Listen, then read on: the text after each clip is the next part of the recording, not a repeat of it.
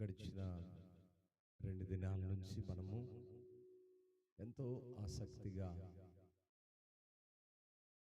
మన యొక్క మందిర ప్రతిష్ఠ పండుగలు మరి ఊహించని రీతిగా మనం ఏమైతే తలంచామో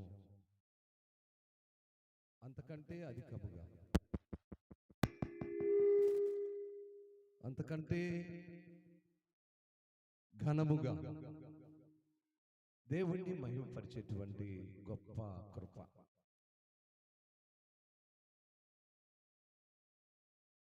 ఇక్కడ ఏం జరిగిందంటే, కొంతమంది పక్క నిలబడిపోయారు.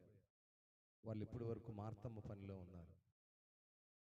మార్తమ్మ పని అనుకోకుండా తగులుకుంది. అందువల్ల వాళ్ళందరూ మార్తమ్మ పని చేశారు. వారు కూడా మనలో కొద్ది నిమిషాల్లో కలుస్తారు.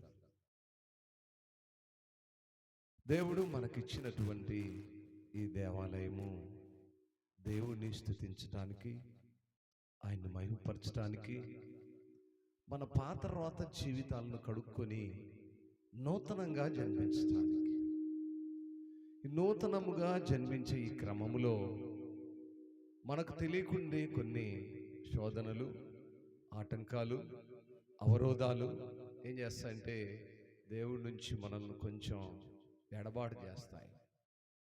దేవుడి నుంచి ఎప్పుడైతే ఎడబాటు అయిపోయామో దేవుని దగ్గర అడిగే అనుభవానికి మనం రావాలి.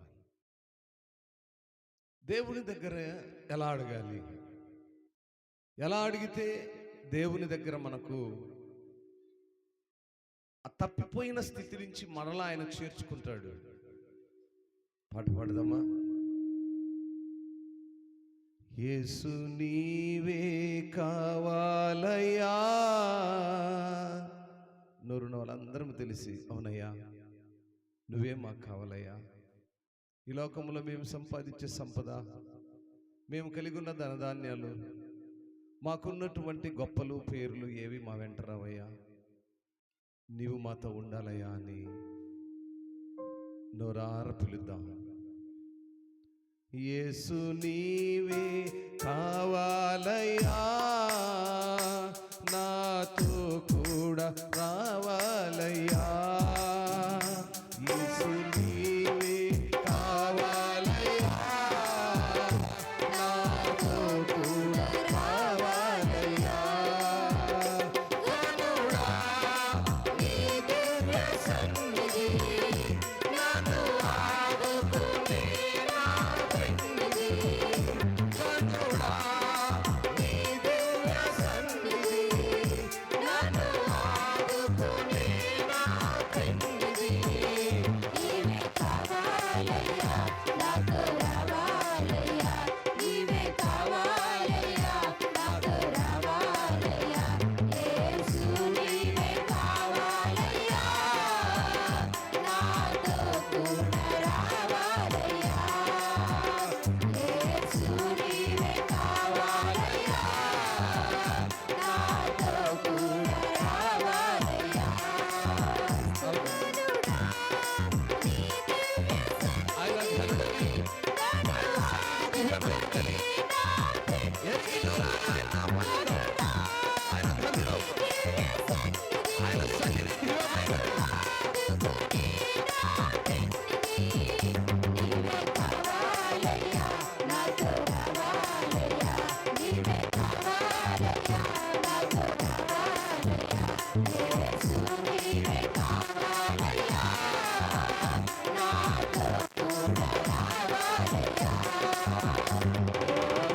నీవే కావాలయ్యా,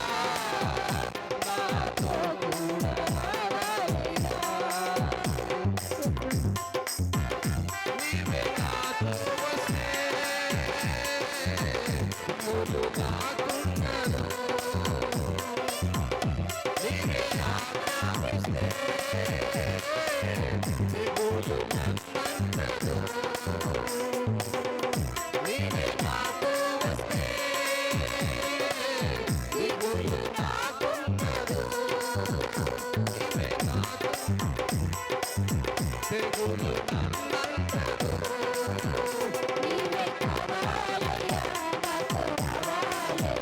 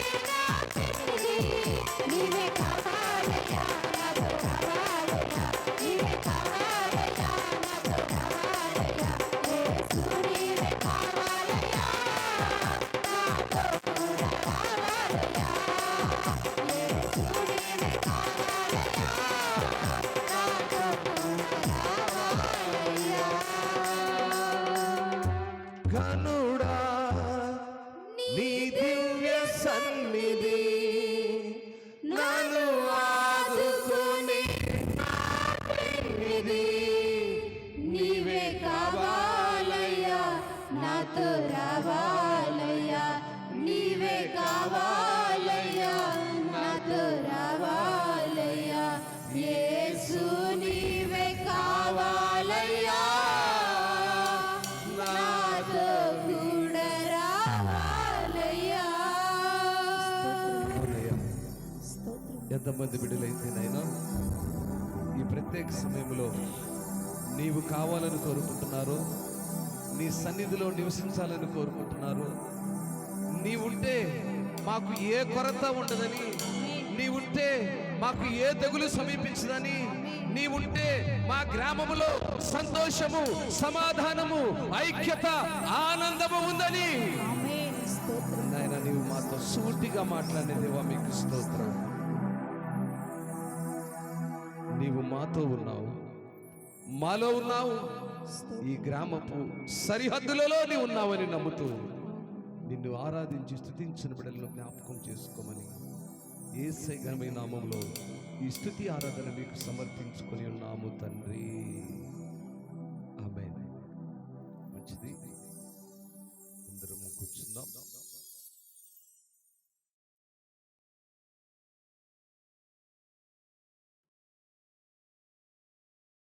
మీరు కూడా ఇటు వస్తే బాగుండేది కదా, ఏమయ్యా ఈ పక్క మీరు కూడా నిలబడితే హాయిగా ఉండేదిగా. 2 మాటలు లేఖన భాగంలో నుంచి ఇప్పుడు మనము చాలా త్వరగా క్లోజ్ చేయాలి. పక్క నుంచి సిగ్నల్స్ వస్తాయి, విజిల్స్ వస్తాయి, రాళ్ళు కూడా వేస్తారు అవసరమైతే. ఎందుకంటే వాళ్ళ టైం అయిపోయింది.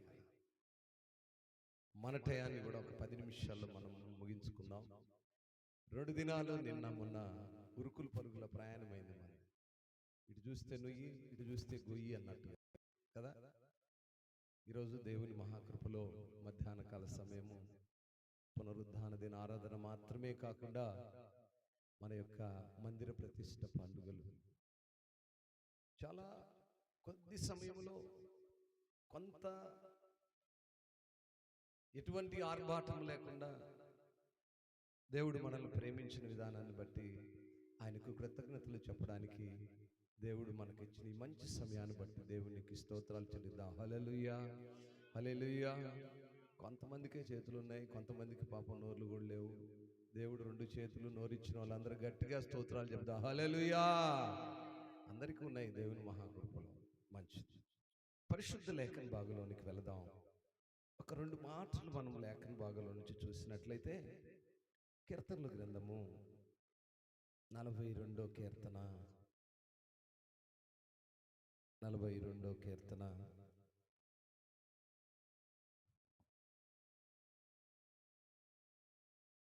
మొదటి వాక్యాన్ని చూద్దాం. దుప్పి నీటి వాగుల కొరకు ఆశపడునట్లు దేవా నీ కొరకు నా ప్రాణము ఆశపడుచున్నది. నా ప్రాణము దేవుని కొరకు తృష్ణగొనుచున్నది. జీవము గల దేవుని కొరకు తృష్ణగొనుచున్నది.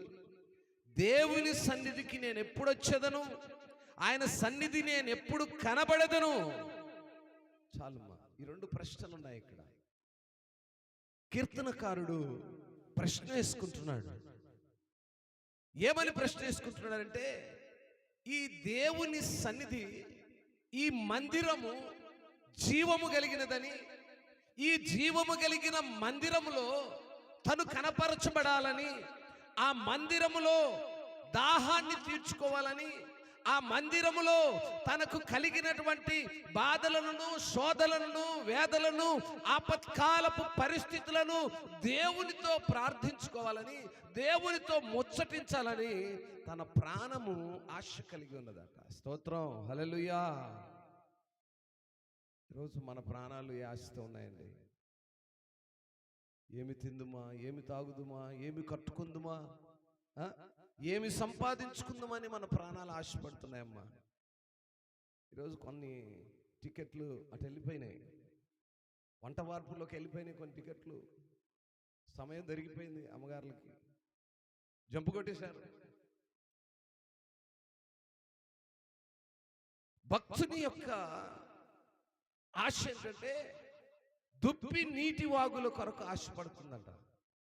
దుప్పి గురించి తెలుసా మీకు? దుప్పి ఎక్కడ ఉంటుంది? మీ ఇంట్లోనా, మా ఇంట్లోనా? దుప్పి ఎక్కడ ఉంటుంది చెప్పండి? ఎడారిలో ఉంటుంది. ఎడారిలో ఉండే దుప్పికి, ఎడారిలో ఏది కరువు? అన్ని కరువే. కానీ దుప్పికి ఏం కావాలి? ఏ ఆహారం అవసరం లేదండి. కేవలము గుక్కెడు నీళ్లు దొరికితే చాలు. ఎన్ని గుక్కెడు? మనమైతే ఎన్ని తాగుతాం? బాటిల్ ఎత్తే 6 లీటర్ తక్కువ తాగా. అంటే ఎన్ని గుక్కలు ఎత్తామో 6 లీటర్లో. దుప్పి అంట ఆ ఎడారిలో ఉండి, ఆ నీటి దొరకని స్థలములో, ఎటువంటి సదుపాయాలు లేని ఆ పరిస్థితిలో ఒక గ్లాసుడు నీళ్లు దొరికితే చాలు అని ఏ రీతిగా ఆ దుప్పి ఆశపడి ఆ ఎడారిలో తిరుగుతుందో, భక్తుడు దేవుని సన్నిధిలో, జీవము కలిగిన దేవుని సన్నిధిలో ఆ రీతిగా నేను ఉండాలని ఆశపడుతూ ఉన్నాడట. రోజు మనం ఎంత ఆశపడుతున్నామండి? ఇది జీవము కలిగినటువంటి దేవుని ఆలయము. ఆ ఆలయములో మనము నివసించాలని, ఆ ఆలయములో మనము, ఆయన సన్నిధిలో మనము కనపరచబడాలని ఎప్పుడైనా అనుకున్నామా? భారముతో దేవుని సన్నిధికి వస్తాం. అయ్యో, నేను ఈ రోజు మందిరానికి వెళ్ళలేదు, నేను దేవునికి కనబడలేదు, ఆయన ముఖ దర్శనాన్ని నేను చూడలేదు అని ఎప్పుడైనా ప్రశ్న వేసుకున్నావా?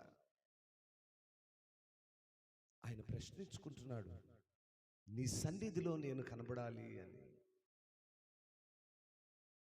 ఆయన సన్నిధిలో కనబడాలి అని భక్తుడు ప్రశ్నించుకుంటున్నాడు. ఎంతమంది ఆయన సన్నిధిలో కనపడుతున్నారండి? ఎంతమంది ఆయన సన్నిధిలో నేను కనపడలేకపోయాను అని బాధపడుతున్నారండి? వాక్యాన్ని చూసినప్పుడు గుండెలు బ్రద్దలవుతాయండి. చాలామంది ఆ విషయాల్ని గ్రహించలేక, తెలియక దేవునికి దూరస్తులుగా ఉంటున్నారు. చూడండి 105వ కీర్తన 4వ వాక్యాన్ని చూడండి. యెహోవాను వెదకుడి, ఆయన బలమును వెదకుడి, ఆయన సన్నిధిని నిత్యము వెతికే అనుభవం కావాలి. ఒక పునరుద్ధాన దినముందో, ఒక ప్రతిష్ఠ దినముందో, మరి ఏదో మనకు సమయము కుదిరినప్పుడు కాదండి. దేవుని సన్నిధిని నిత్యము వెతికే అనుభవం కావాలి. దేవుని సన్నిధిలో నిత్యము కనపరచబడే అనుభవం కావాలి. దుప్పి నీటి వాగుల కొరకు ఆశపడినట్లు నీవు ఆశపడే అనుభవాన్ని కలిగి ఉండాలి. కీర్తనకారుడు ఆశపడుతున్నాడు, అయ్యా నీ సన్నిధిలో నేను కనబడాలని ఆశపడుతున్నాను. 27వ కీర్తన 6వ వాక్యం చదువు. కదమ్మా 8 చదువు. నా సన్నిధి వెదకుడని నీవు సెలవీయగా, యెహోవా నీ సన్నిధిని నేను వెతికెదనని నా హృదయము నీతో చెప్పింది. స్తోత్రం. మన హృదయాలు మాట్లాడుకోవాలమ్మా. నేను అనేక మార్లు చెప్తుంటాను, హృదయము మనతో మాట్లాడాలి. మన హృదయము మనతోనే మాట్లాడుకోవాలి. అయ్యా నీ సన్నిధిలో నేను కనబడాలని, నీ సన్నిధిలో నేను ఉండాలని, నీ సన్నిధిని వెదకడానికి నాకు ఆ హృదయాన్ని దయచేయి. దేవుని సన్నిధిని ఎదికే హృదయం, దేవుని సన్నిధి కొరకు ఆశపడే హృదయము, దేవుని సన్నిధి జీవము కలిగినదని గ్రహించేటువంటి మనసు, అట్టి మనసు కలిగి మనము నివసిస్తున్నామా? ఈనాడు నా ప్రియ దేవుని సంగమా, మన యొక్క తృష్ణ, మన యొక్క ఆశ. భక్తుడు అడుగుతున్నాడు, దేవుని దగ్గర ఒక వరం అడిగాడు. మీరైతే ఏం వరం అడుగుతారండి? ఏమండి చూడండి, నా వైపు చూడండి. ఇప్పుడు దేవుడు మీకు ప్రత్యక్షమై అమ్మా నీకు ఏమి కావాలి కెజమ్మా అన్నాం అనుకో, నాకు ఒక కొడుకునిచ్చావు, వాడికి ఒక మంచి ఇంటిని, వాడికి మంచి భార్యని, వాడికి మంచి మిద్దని, వాడికి మంచి బంగారంని. అయితే దేవుడమ్మని అడిగామనుకో, నాకు మంచి హస్బెండ్ని, నాకు మంచి ఫ్యామిలీని, లేకపోతే రాణిని అడిగామనుకో, నాకు మంచి కోడల్ని, నాకు ఏమండి ఇట్లా మనం ఎవరిని అడిగి ఏమడుగుతుంటాము? మన నీడ్స్, భూ సంబంధమైనటువంటి ఆలోచనలే మనలో ఉంటాయి. మనం ఎంతవరకు భూ సంబంధమైనటువంటి ఆలోచనలు, భూమిపై నివసిస్తున్న మనము మనకు కావలసినటువంటి అక్కర్లను అడుగుతాం. కీర్తనకారుడు ఏమడిగాడు చూడండి. ఆ మాట ఒక మాట చదివి మనం ముగిచేసుకుందాం. 27వ కీర్తన 4వ వాక్యాన్ని చూసినప్పుడు, యెహోవా యొద్ద ఒక వరం అడిగి తిని దాన్ని నేను ఎదుగుచున్నాను. ఏమండి ఏమడుగుతున్నాడట? దేవుని దగ్గర ఒక వరాన్ని అడిగాడట. చెప్పు, మనమైతే ఏమడుగుతాము? ధనమో, లేకపోతే మనకు కావలసిన ఆర్థిక, శారీరక, మానసిక అవసరాలు అడుగుతామేమో. మరి ఆయన ఏమడిగాడు ఒకసారి చూద్దాము. యెహోవా ప్రసన్నతను చూచుటకును, ఆయన ఆలయములో ధ్యానించుటకును నా జీవిత కాలమంతయు నేను దేవుని మందిరములో నివసింపగోరుచున్నాను. గట్టిగా చెప్పండి కూడా. చేతులు ఎవరికి లేనట్టున్నాయి పాపం, ఎవరికి చేతులే కనపడుతున్నాయి. పడితే మాలే తడిసి ముద్దలైపోరు. కానీ